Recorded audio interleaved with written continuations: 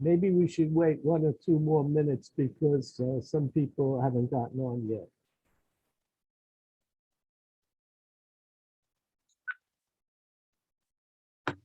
What I'll do is I'll give an introduction and maybe some more people will join us.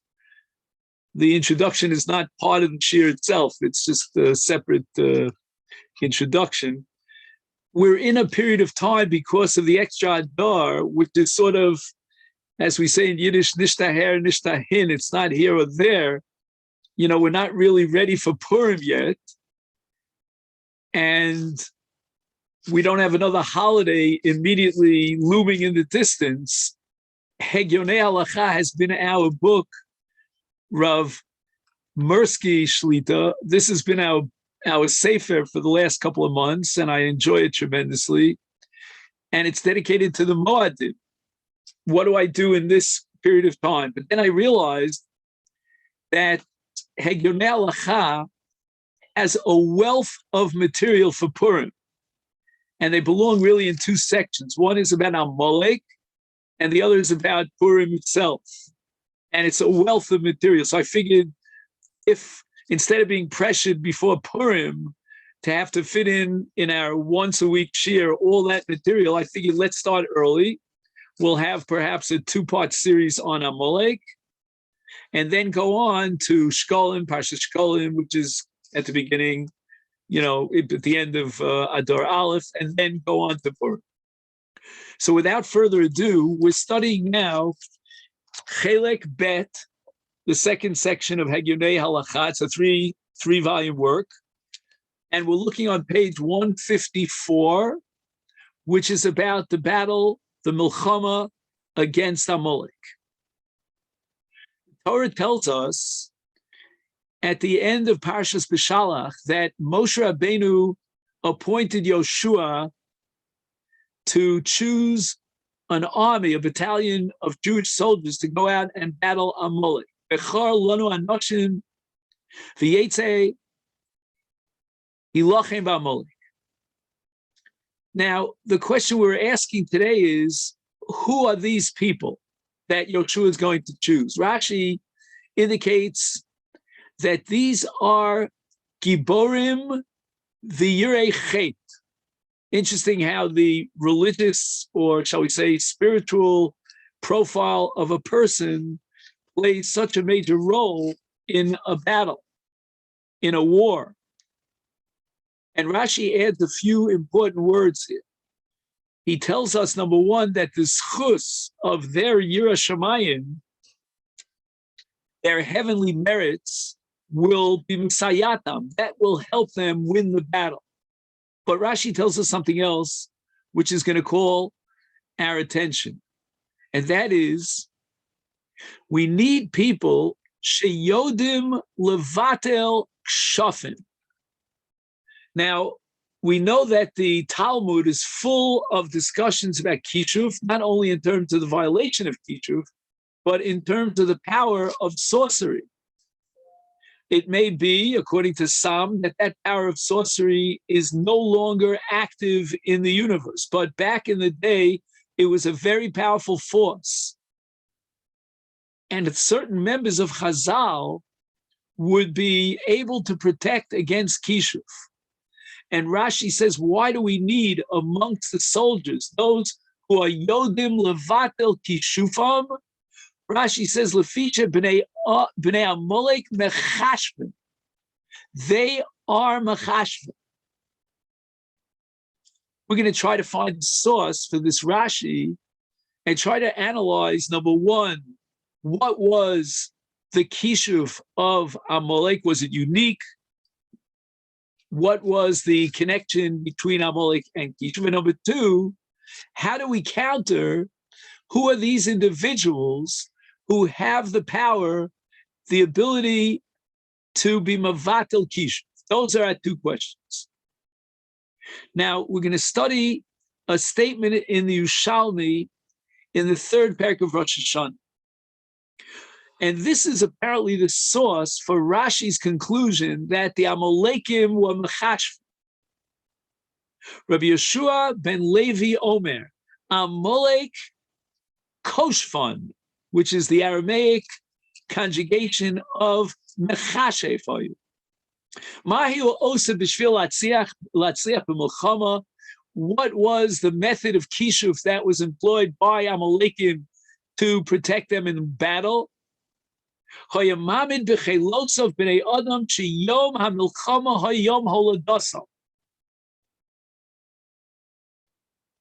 They would send out to the battlefield members of Amalek on their birthday.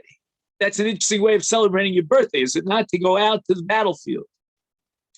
And why is this? Because there's something called Mazel Hasholet Li'ozro Shel Adam. There is an angel called a Mazel, some heavenly force above that protects a person. And dafka on the day of his birth, on the day of one's birth, that's when the mazel is particularly effective and protects a person. And that means that if there's impending danger, the malach of the mazel on a person's birthday will protect that person against the forces of mazikim that try to bring him down. Now, Moshe Rabbeinu understood, and so did Yoshua, his Talmud Muvak, that this was the method employed by Amalek. That's why they were successful in the military campaigns, because they would send out to the battlefield those Amalekis on their birthday so that the mazel would protect them on their birthday. So what did Moshe Rabbeinu do? How did he figure out a way of countering against Amalek? And it means sometimes you have to utilize the method of your enemy, and that's exactly what he did. What Moshe was able to do was he was able to have an impact on the mazalos, on the constellations and the structure of the stars up in heaven.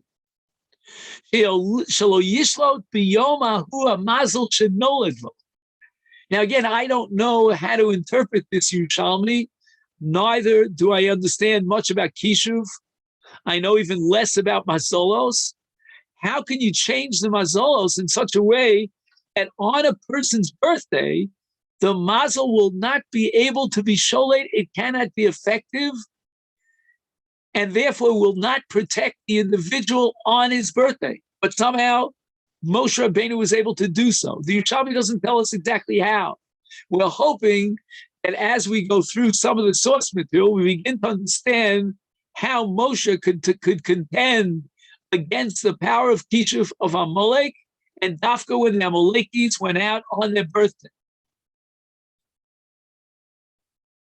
Comes along the Chizkuni and sheds an amazing light on this parsha of how Moshe protected the Jewish soldiers against the Amalekim.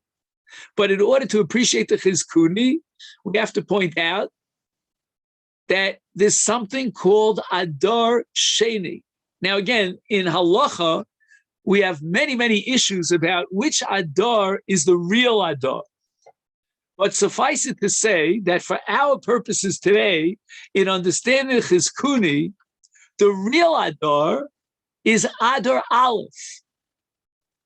Adar Beis is what you'd call an annex. It's auxiliary, it's secondary, it's not really part of the 12 months of the year. There are only 12 months in a year. Adar Sheni, I don't know what to call it a fill-in. It's a filler. And the nafkamina is that Adar Sheni does not belong to the mazolos. The mazolos, which are 12 in number, correspond to the 12 months of the year that end with Adar Aleph. Adar Sheni is not influenced by mazolos. And therefore, says the Chizkuni, who did Moshe Rabbeinu choose to be at the front lines of the Jewish military brigade to fight against Amalek? None other than Jews who are born in Adar Sheni. So you're cutting down your pool of soldiers in a very specific way, very limited, restricted number, because first of all, you have to have someone who was born in Adar. I mean, that's 1 out of 12. But the fraction is a very small fraction when you're talking about someone who was born in Adar Sheni. I don't know if there's anyone here today on Zoom or wants to admit that he was born on Adar Sheni. My wife. Your wife. Okay. I don't know if women go out to battle against Amalek. That's quite a sugya unto itself. On Adar Sheni Zion. So what happens now? Kishuv can only activate 12 mazolos corresponding to 12 months, but Kishuv does not have any impact on the mazel of Adar Sheni, because Adar Sheni is not included in the 12 mazolos. And therefore, if Adar Sheni has no mazel, because it's an addendum and an auxiliary month, anyone who is born in Adar Sheni is not impacted by Kishuv, because Kishuv is a particular manipulation of the mazolos. So when you have someone who belongs to the mazolos, you can manipulate the mazolos through Kishuv, and you can defeat such a person. But in the case of someone who is born in Adar Sheni, he is not influenced by mazolos, and therefore Kishuv could have no power over him. So that Moshe Rabbeinu and Yoshua appointed those who were born in Adar Sheni. Okay, now let's talk a little bit about the Kishuv of Amalek. We have a pasuk in Shmuel Aleph in Perek Tes Vav, and we don't understand that pasuk, but it'll give us an insight into the Kishuv of Amalek. When Shmuel HaNavi commands with the divine mandate Shaul Amalek to destroy Amalek, he says, Meishar v'ad seh, migamal v'ad chamor. Destroy Amalek totally.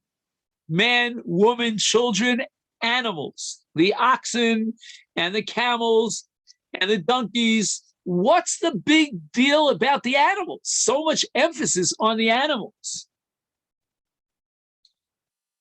And the answer is that these were not animals at all. They may have looked like animals, probably smelled like animals, but they weren't animals. They were human beings. They were Amalekim. Because the Kishuv of Amalek was able to convert human beings and make them look like animals. And in this way, the Amalekim were banking. They were betting on the fact that these animals will get by. The Jews will not kill the animals. And instead, the animals will kill the Jews. And that would be the Kishuv method that would, on the one hand, protect the Amalekim, and on the other hand, give them the ability to destroy the Jewish people. But if that be the case, Shmuel comes back to Shaul Amalek and says, why didn't you fulfill the mandate of God to destroy Amalek totally, utterly? And the answer of Shaul is Vayachmol ha'am al meitav hatzon ve'habakar. Wait a second. Did Shaul understand the Kishuv of Amalek? We know that in the first battle against Amalek, with Moshe and Yoshua and Parshas Beshalach, the Jewish people knew how to contend against and reveal the secret of the Kishuv of Amalek. If the same parallel logic would apply to the second battle against Amalek, namely Shaul HaMelech's battle against Amalek, then he certainly understood and knew that we got to be careful about the animals, because those animals are really Amalekim in disguise. And therefore, it makes a lot of sense that if the Jewish nation defeated Amalek under the leadership of Shaul HaMelech, they certainly destroyed the animals. And yet Shaul HaMelech tells us that they had compassion on the animals. What do you mean compassion on the animals? These are your enemies. These are Amalekim. This is Gufo Shel Amalek. These are not possessions of Amalek. These are the bodies of Amalek. So what's Vayachmol Ha'am? And for this, we're going to learn an unbelievable chiddush in a book called the Sefer HaChasidim that dates back 5 centuries ago. He says the following, that every kishuf has a weakness to it, a soft spot where if you know how to attack that kishuf, you can take that kishuf down. There are different forms of kishuf, maybe water, different things that you could do. When it comes to the kishuf of Amalek, there's a way of identifying which animals are animals and which animals are human beings in the form of animals. And it all lies in the eyeballs. Truth is in the eyeballs. Because this kishuf has one limitation. It cannot change the eyeballs of a human being and make them look like the eyeballs of an animal. Do you hear me, Rabbosai? Which means that if you look at the animal and you know the secret, which the Sefer HaChasidim knew, you can identify animals and human beings and differentiate between the two, even though they look identical, because they aren't identical. Look at the eyeballs.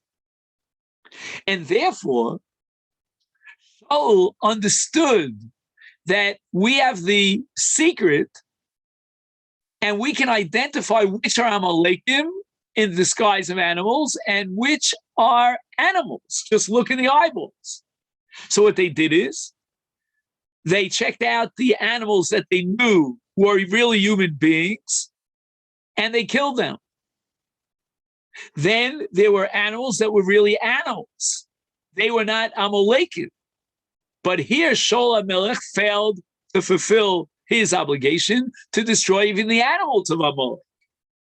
So when the pasuk tells us in the name of God, Shmuel, that you should destroy Mishar, V'yadsem, Mikamal, V'yad Chamor, it means destroy all the animals, not only the Amalekim in disguised as animals, but all the possessions of Amalek.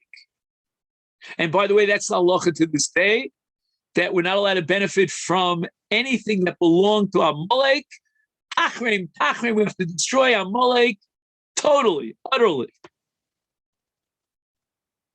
Okay, now we're going to see how this sheds a light on a parsha in Bamidbar Chaf Aleph.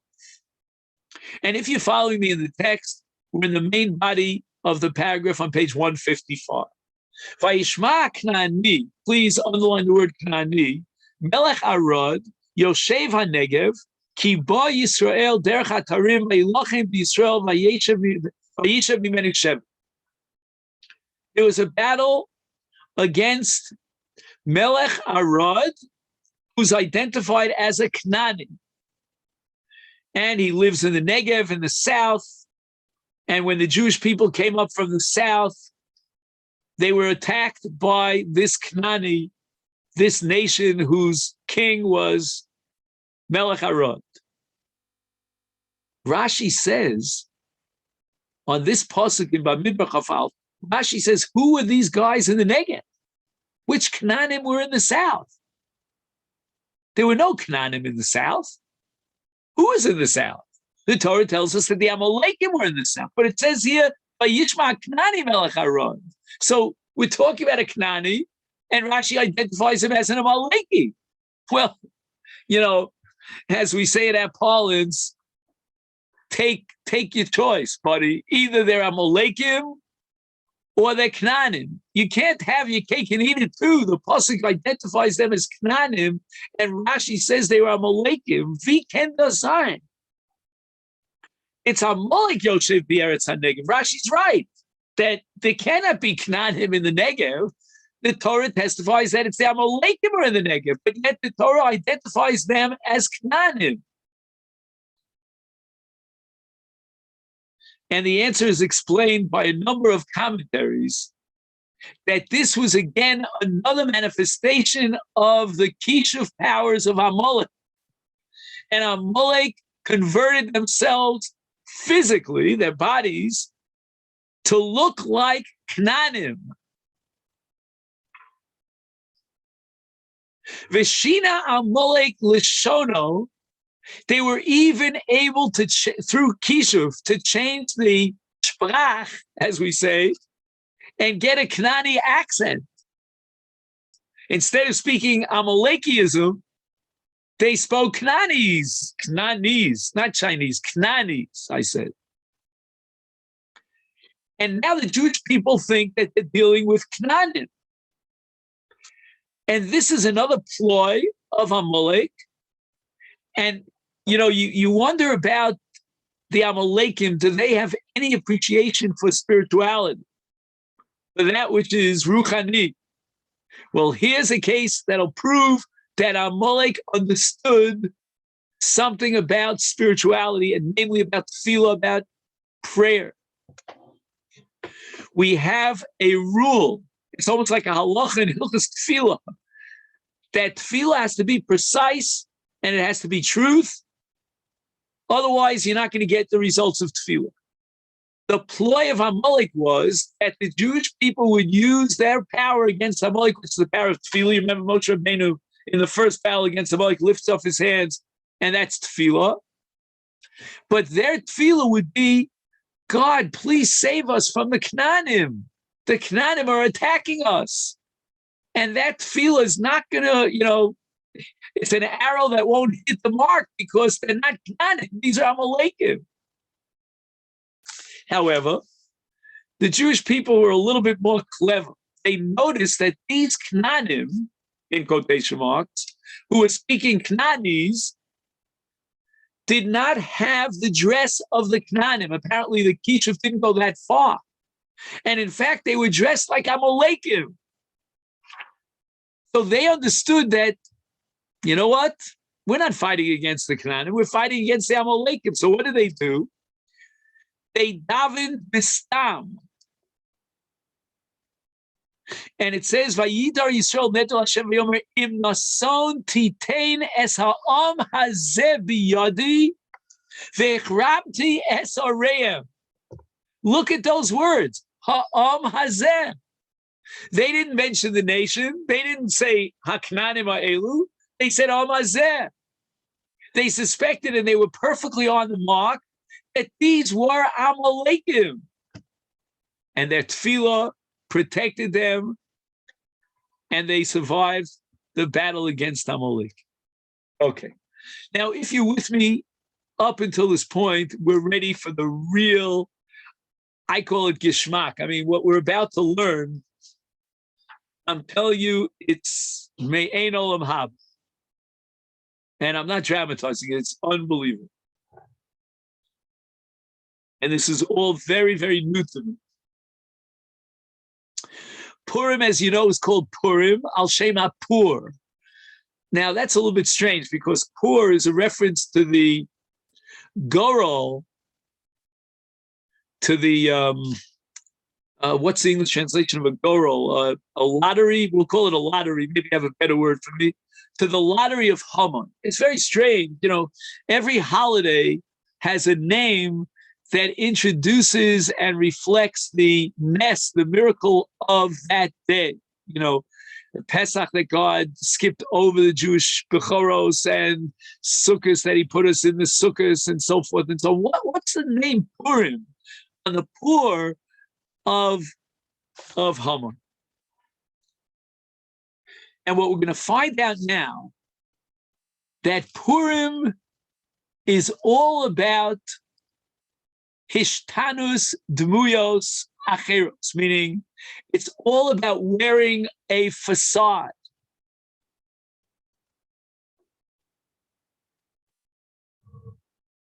A mask. So today what we want to do is unmask Purim. There was a milchama against Amalek, and it's all v'nafochu. Esther says to Achashverosh that Haman tried to destroy every last Jew amongst us. The king, Achashverosh, gets up from the festive meal. He's in a state of anger. And he goes out El Ginas Habison. He goes out to the guard of the palace. And the Chazal tell us on the Pasuk Ve'hamelech Shav Miginas Habison, the Gemara says in Megillah Tezayin, Makish Shiva Lekima. It says Hamelech come, V'hamelech Shav. Makima Bechema, Af Shiva Bechema. So the Gemara says, what's the chiddush here?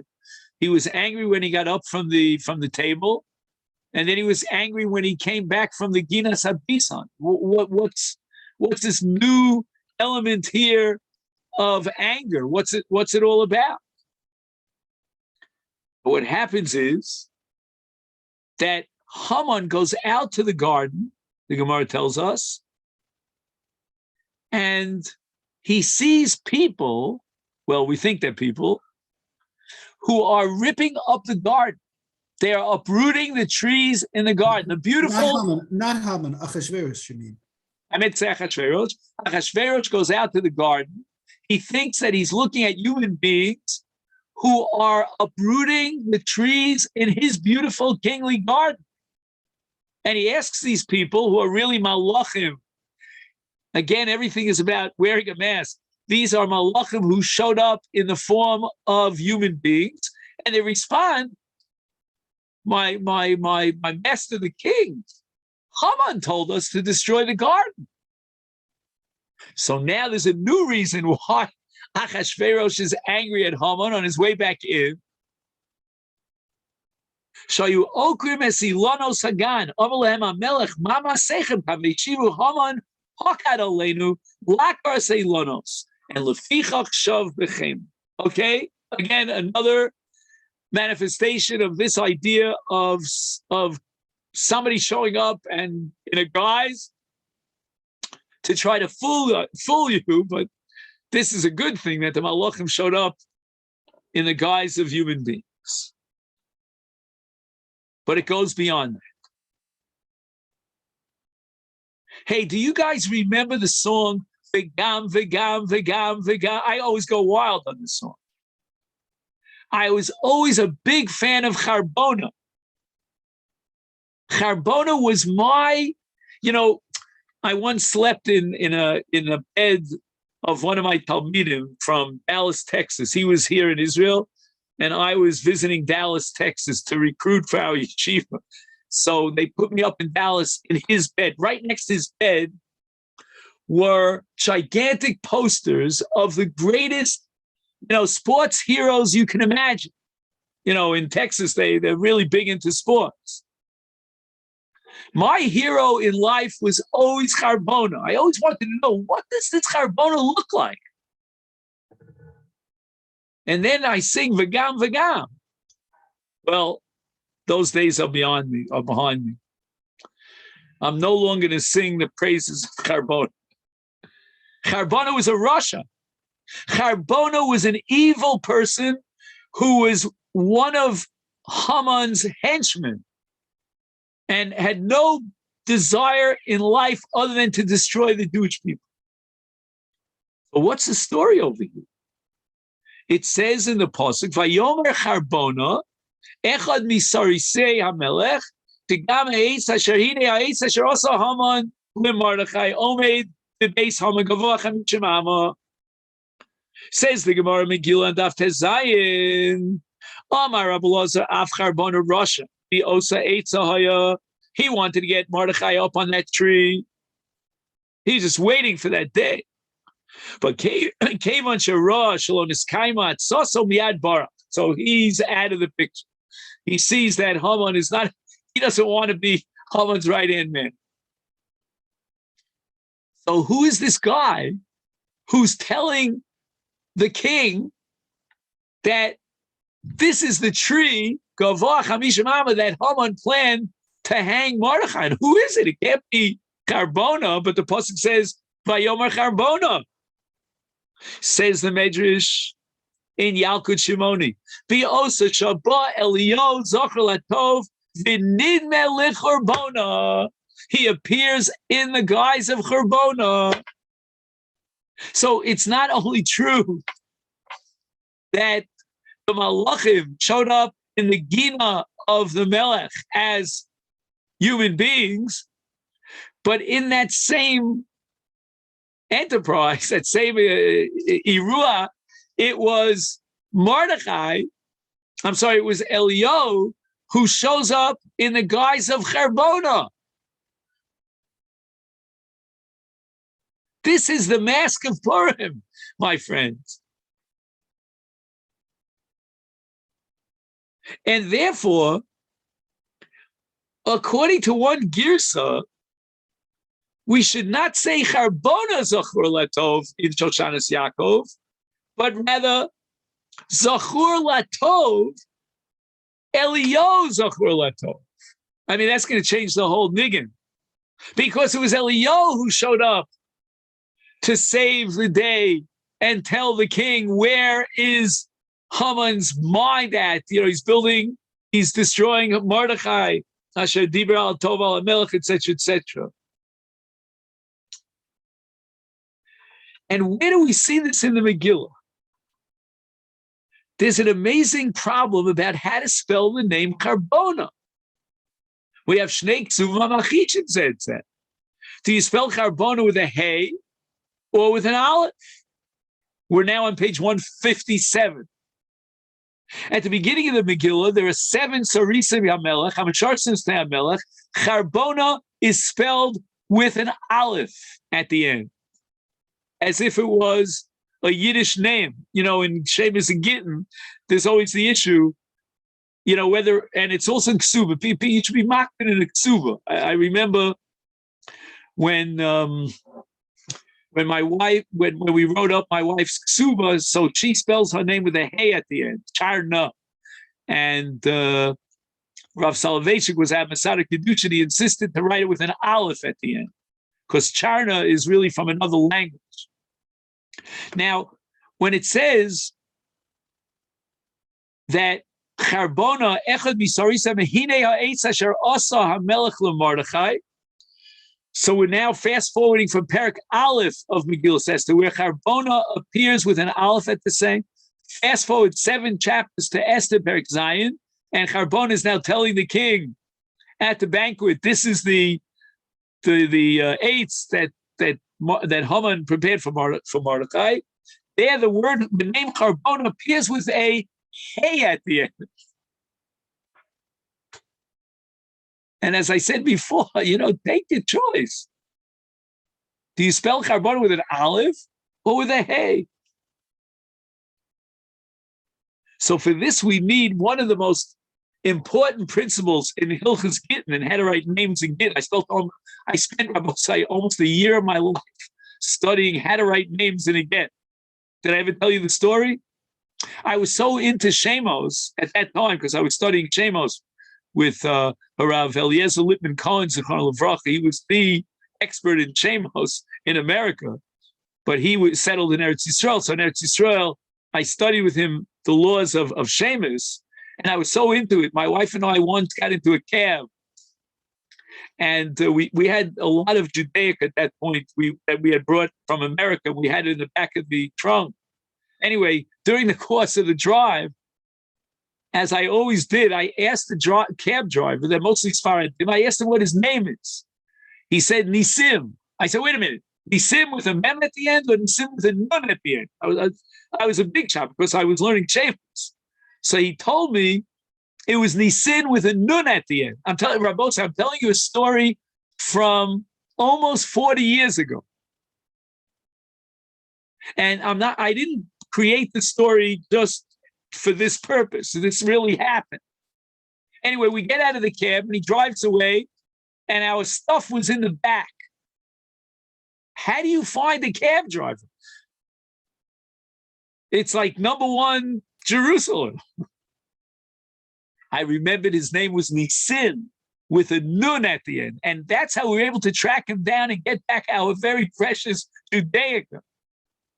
In any event, how do you spell Charbona? So the Beis Shmuel has a famous principle.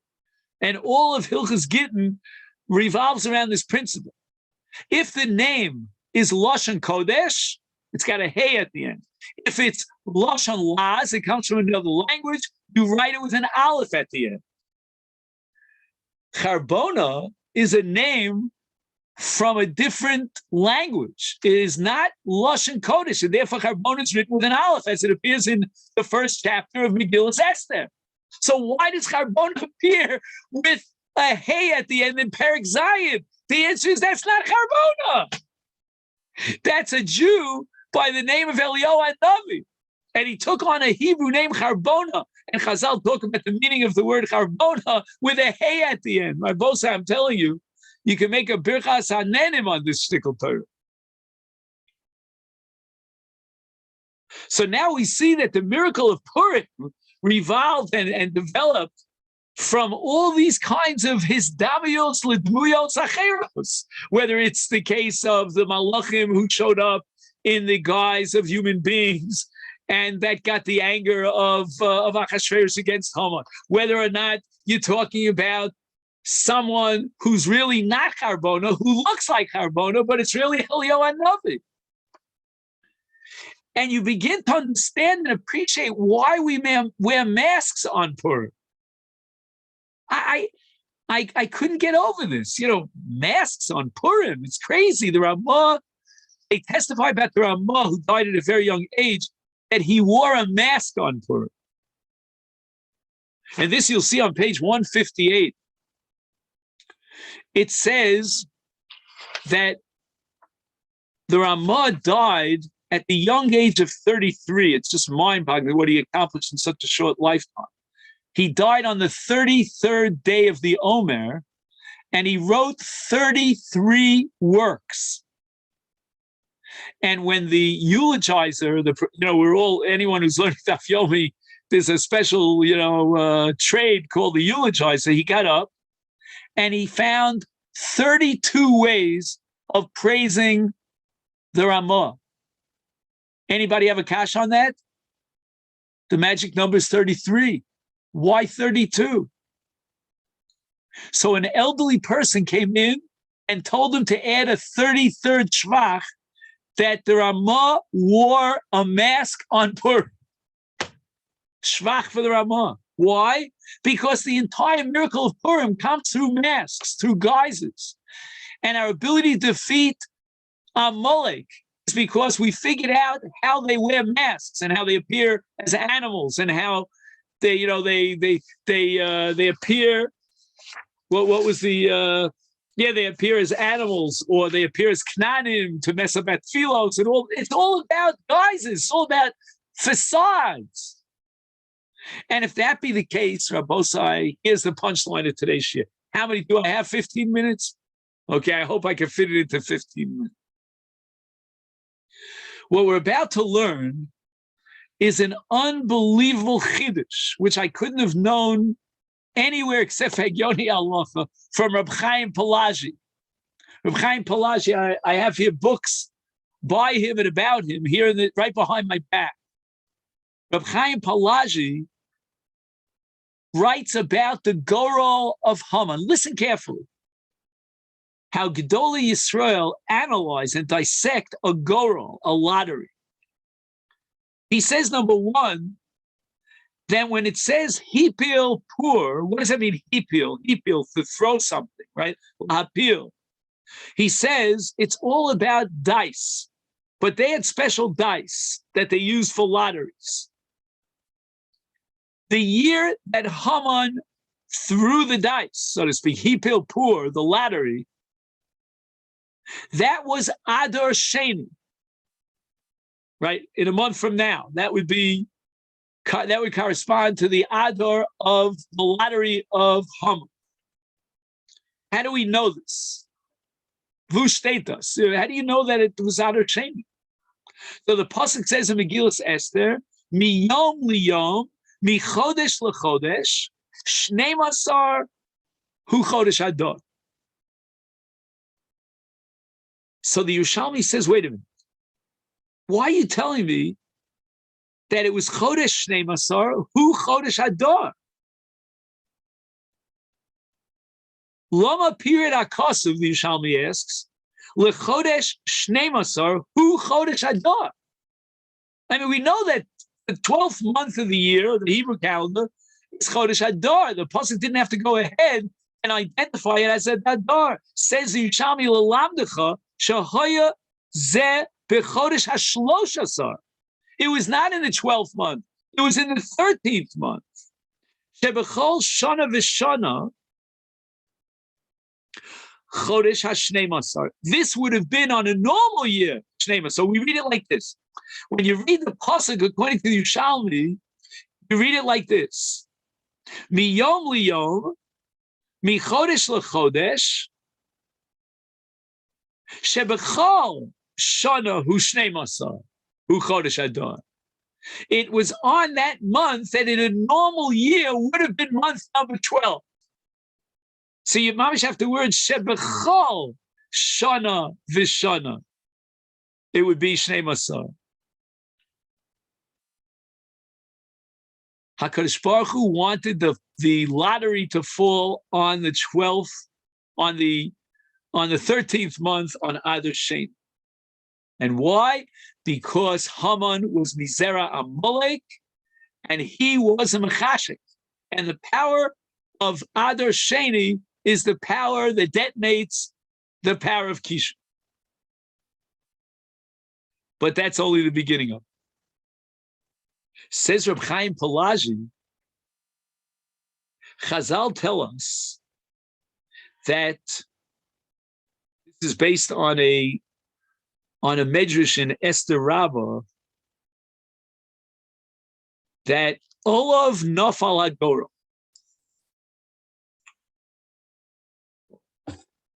Okay, so we have this dice, which is called a kubiyah, right? Like the Gemara says, Masachik b'kubiyah, right? Kubiyah. What was the kubiyah? How did they do this? The kubiyah had numbers on both sides. Now, when you throw the dice down and it hits the ground,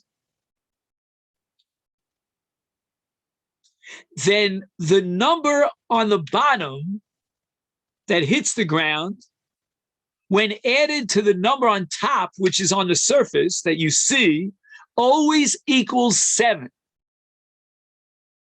Okay. Now, what happens is that if you throw the dice and you see the number 2, what number is hitting the ground below it? 5, right? Because 5 plus 2 is 7. Okay. Now Haman throws the dice, and he throws it 3 times. What numbers does he see on top of the dice? He sees 3 on the first round, 3 again on the second round, and 1, the number 1. So Haman adds together the following numbers: 1, 3, and 3. Those numbers in Hebrew letters are Aleph, Gimel, Gimel, which spells Agag, the great-grandfather of Haman. Haman is elated. He's dancing in the sky because he sees that there is a divine okay for him to destroy the Jewish people, and the mazel here is the mazel of Agag. Haman samach belibo, shera sheshvar mazolo sha'olo begoro begematrio shel zikno Agag. Okay, now on both sides, let's turn the dice to the other side. Okay? So you've got 1, you've got 3, and you've got 3. On the flip side, Keneged Pnei HaKarka of the 1 is what? 6, right? On the flip side of a 3 is what? 4. It's 4. And the flip side of another 3 is 4. 4 plus 4 plus 6 is how much? 14. 14. Okay, now we're going to take the name David, and we'll see why we choose David. David is 4 plus 4, the last Dalet, and 6 in the middle is again 8 plus 6 is 14, correct?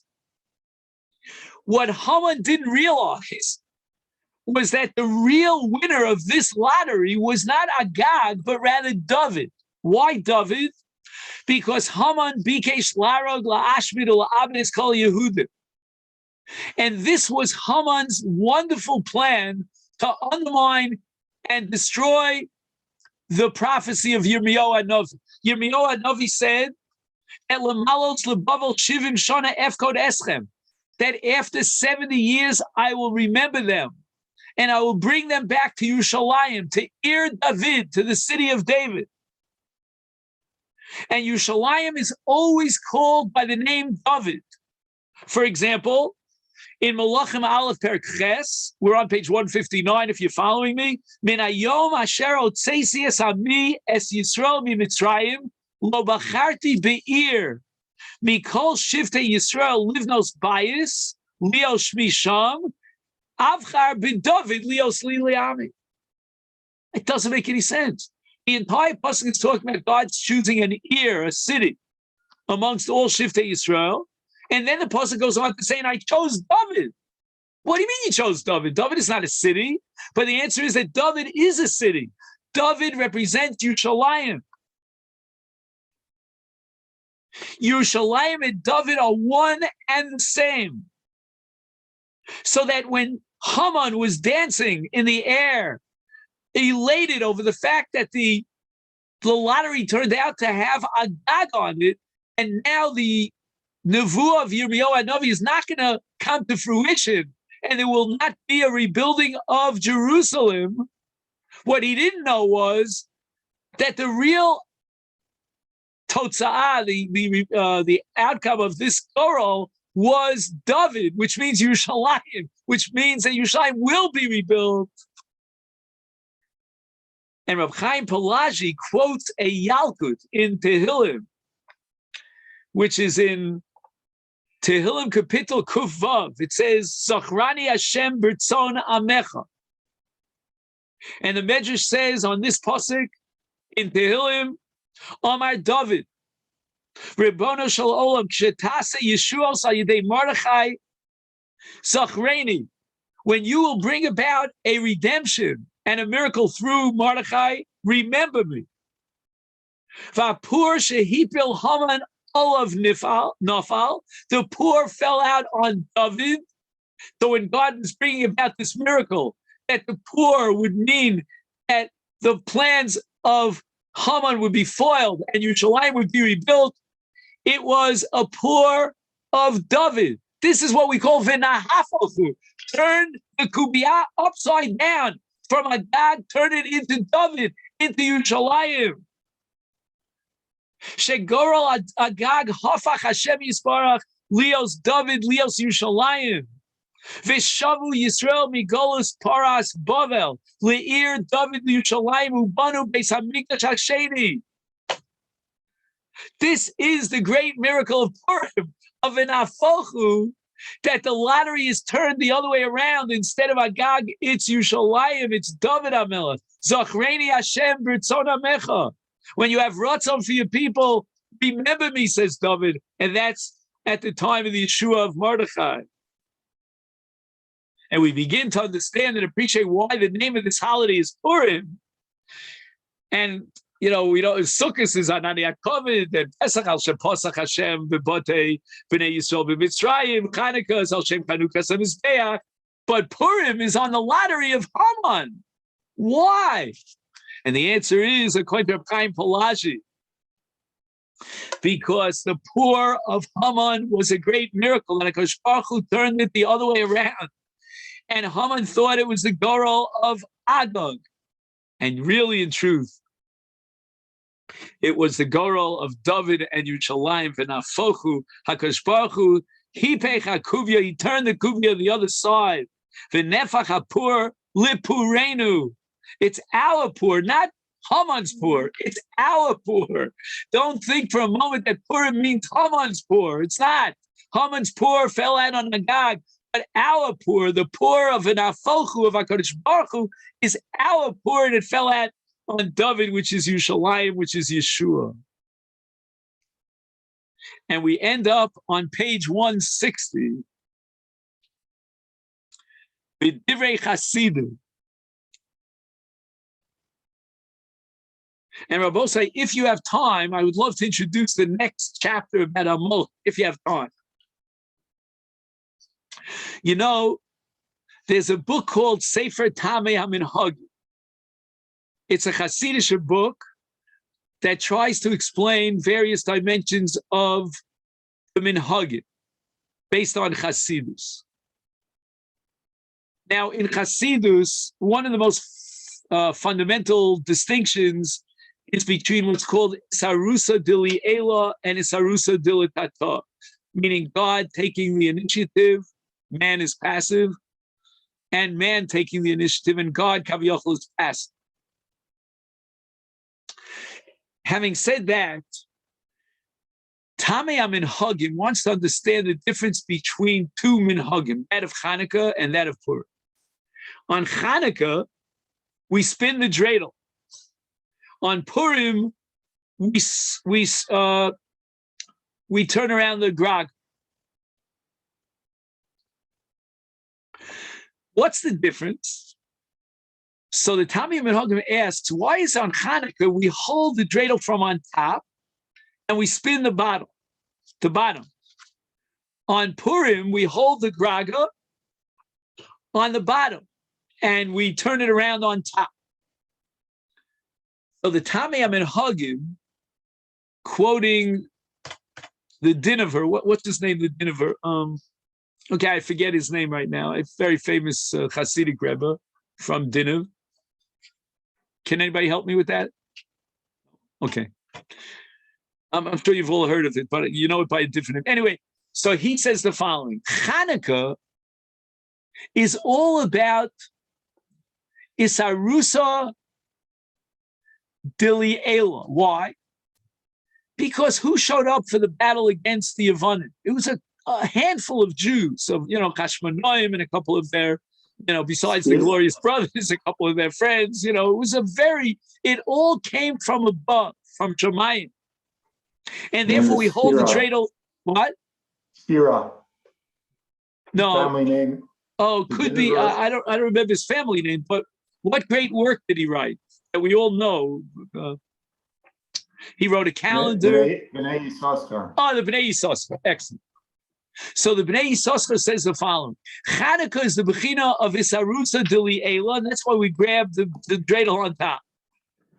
But Purim, it's Lech Knotzes Kol Yehudim, Vitzumo Alai, Shlosha Yomim. It's all about the tfilos and the chuvos of Klal Yisrael that change the destiny and undermine the decree of Haman.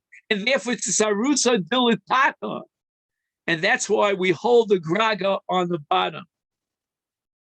And he explains that that's why when it comes to Purim, we're talking about Kimu V'Kiblu, which is again, it's Arusa Dilitata.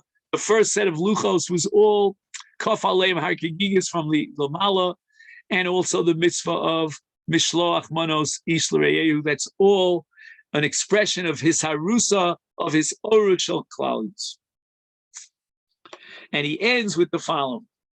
On Purim, we say, after the Megillah, Harav es Rivenu. On Chanukah, in the Alanisim, we say, Ravta es Rivam. Why the difference? He says the answer is that Rivenu, we are taking the initiative. It's Arusa Dilatata on Purim, and therefore it's Rivenu. God is coming to help our Riv, whereas on Hanukkah, it's all the Ribbono Shalom. It's not Rivenu. So for anyone who could stay for another 5-10 minutes, just a quick introduction to the next section. I don't remember whether David sent out page 161. Can anybody? Yes, he did. Excellent. So you'll see on page 161 the issue of Kabbalah's Gerish. Just one point to please. on the one of the problems that I have with the whole shot in the poor is that they didn't do tshuva yet. In other words, the Shloisha Yomim fast and all that Esther told them to really do tshuva came later. So how's the poor? Well, I think, Bobby, that depends upon the machlokes about Tainus Esther. When exactly did Tainus Esther take place? One shita says Esther gathered together the people for 3 days before she went into Achashverosh, before Balayla Hu Nodla Shasabel. The other opinion pushes it forward by whatever it is, 11 months, and that's when they went out to battle, and they fasted before they went out to battle. So we're going now with that shita that this brought about the Yeshua because they fasted and prayed and did tshuva before Esther went in to plead the case in front of Achashverosh. But by way of introduction to the next essay, what is this mitzvah that only applies to battle against one nation, and that's the mitzvah of Zakira Amalek? In other words, we have to remember why we're going against Amalek. And we have to recite a parsha in the Torah that's called Zakira B'Peh, which is the mitzvah of Zakira Amalek that's fulfilled on Shabbos Zachar. And that's unique to the mitzvah of destroying Amalek. It doesn't apply, like, for example, Zion Amamin, we don't have a mitzvah of Zakira with regard to the 7 nations.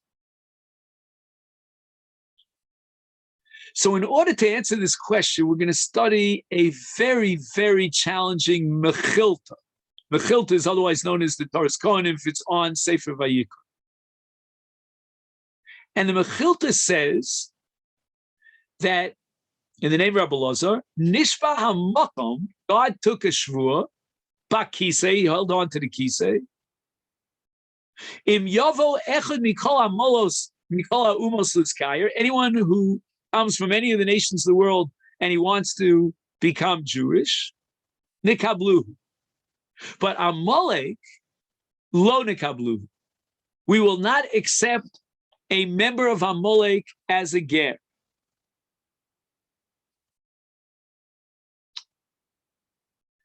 Now, how does Rabbi Lazar in the Mechilta prove that we don't accept Gerim from Amalek? Shenemar, you remember the parsha of the death of Shaul HaMelech, and Shaul fell on his own cherev, and a nar, a young man, comes in front of David. Vayomer David al nar hamayt mi zeh ata. Who are you? Identify yourself. Vayomer, and the pasuk says in Shmuel Beis Perikal, Ben ish ger Amaleki anoch. I am the son of a convert Amaleki, an Amaleki who converted to Judaism. Nizkar David, at that moment, David reminded himself of the shvuah that we mentioned before, the name Rabbi Lazar, that we could take and accept Gerim from every nation except for Amalek. Amalek lo nikablu. Vayomer lo David. David turns to this nar and he says, you've brought about your own death. You have signed and sealed the death sentence for yourself. Ki picha inabach, anabach. Your mouth has given us the answer. And the Medrash concludes by saying, L'kach nemar milchamal Hashem Amalek midar dar.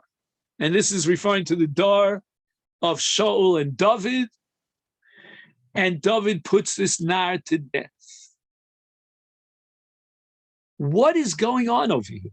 This Mechilta is making a halachic statement that we don't accept gerim from Amalek, and it's quoting psukim.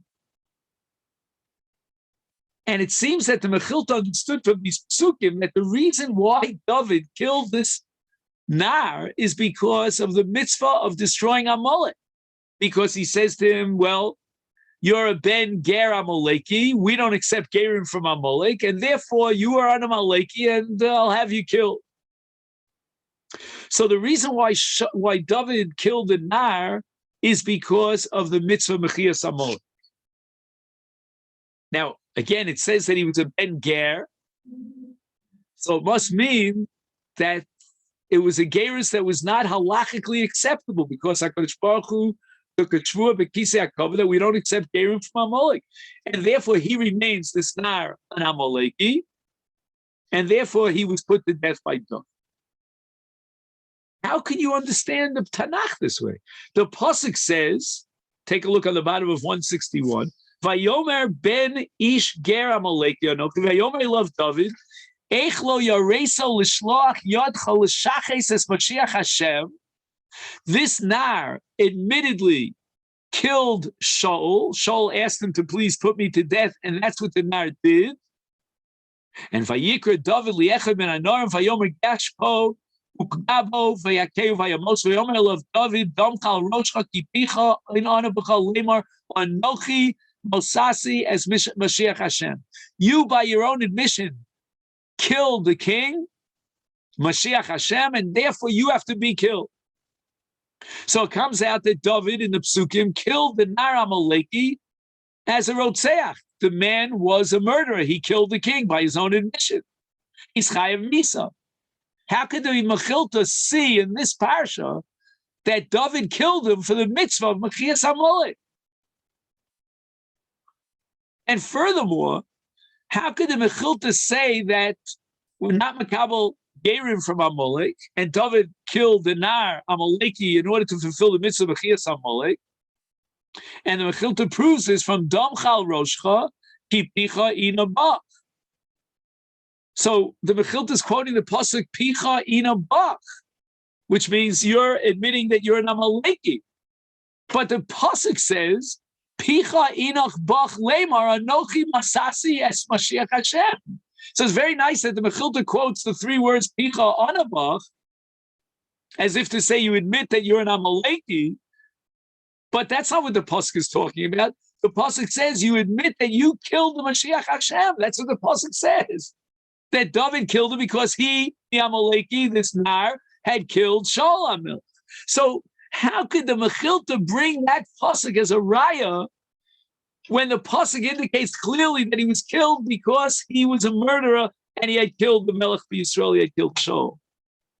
So Mirza Hashem, we'll finish this up next week, and we'll be able to hopefully put this all together, but I'm excited because I think we really covered a lot of new ideas here for today. And then everyone should have a great week. By the way, Roberto, I was thinking that maybe my question, you could say that's part of the Benahapachu. In other words, the Gar really came out of Gog, but by the tshuva of Klal Yisrael, the Benahapachu, the Gar really was the opposite. Correct. Excellent. Absolutely. Words, even what you said, that the tshuva came later still than the Gairal. Even whichever way you learn the fasting. But the Vanafachu was a result of the tshuva. To transform a Gzera and a poor of Agag to a poor of David. And it's not the number 7, but rather the number 14. Okay then, call 2.